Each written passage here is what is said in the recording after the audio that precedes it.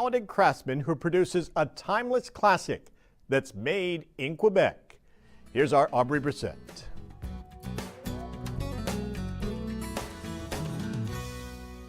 Hard to believe, but something so simple as a chair was a privilege prior to the French Revolution. That's right, common day folk were not allowed to have a chair unless they were nobility. After the French Revolution, however, the Windsor chair was built in Windsor, England, introducing comfort to everyday people. Nearly 250 years later, talented artisans like Tony Pierce of Stanbridge East in Quebec are still creating these handmade, one-of-a-kind chairs. So what do you say we go on in and meet Tony and see how he puts together these Windsor chairs and maybe even get a bite to eat, because I hear there's a great cafe here. Come on in. Tony, hi. Hi, Aubrey. Good to see you. Thanks for having us. Thanks very much for coming. So you specialize in making Windsor chairs. I make Windsor chairs and other reproduction furniture, mostly furniture that was made in the 17 and 1800s. So there are many styles of the Windsor chair. No question about it. In fact, each artisan developed his own style. So let me test my knowledge here, Tony. We got Windsor, Windsor, not Windsor. That's absolutely true, and you can notice the difference between the chairs. Yeah. This is what we call a bow back Windsor. In fact, a balloon back Windsor, because as you can see, it curves here as well. A bow back would just come straight into the seat. This is called a sack back chair. Now, the thing that you'll notice about this style of chair is that the back fits into the seat, and the legs fit into the seat independently of the back.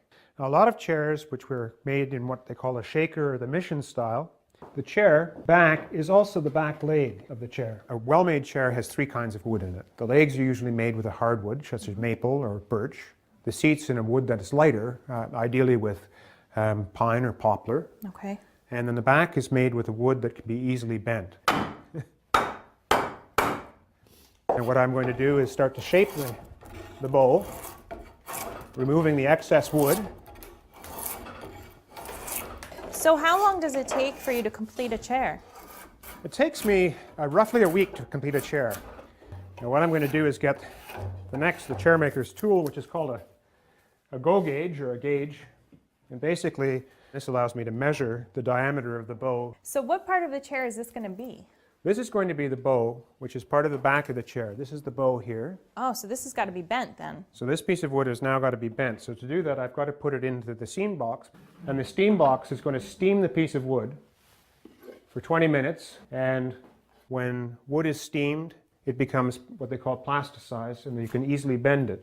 But as soon as the wood cools, then it freezes back in the position that it's been bent to. While the bow is in the steamer, we're going to begin to make parts for the seat. So what I've got to do is take a plane and flatten out the seat. So that will hold together. You won't have to put any nails or anything in there? No, there's no nails in one of these chairs at all. There's no nails and no screws. They're held together totally by pressure of the wood. While we were just cleaning up there, what I did is I went and I got the bending form. And Okay. We're going to now bend the bow. Now I'm just going to gently bend it now, as you can see. How plastic that is. Wow, that's incredible. You've just got to go slow and carefully. And again, you can see how the grain, if that grain wasn't following the whole length of the piece of wood, that piece of wood would have broken right in half. So what we have to do is put the seat on the floor and take the first tool that's used, which is called the gutter adze. And this is how they used to make gutters in the old days, but they also Really? used them to make chairs. And you've got to hold the piece in place, you've got to actually stand on it. And then we just slowly and carefully begin to chip away at the seat. As you can see, we've begun to rough out the seat using that gutter adze, which has got quite a sharp angle. And so there's lots of small stuff that we need to be able to take out. So we're going to use a whole series of tools to gradually scoop out the seat and make it comfortable for the owner or the future owner of the chair. Oh, that's already starting to smooth it out. So once the chair is complete, do you have to put a finish on it?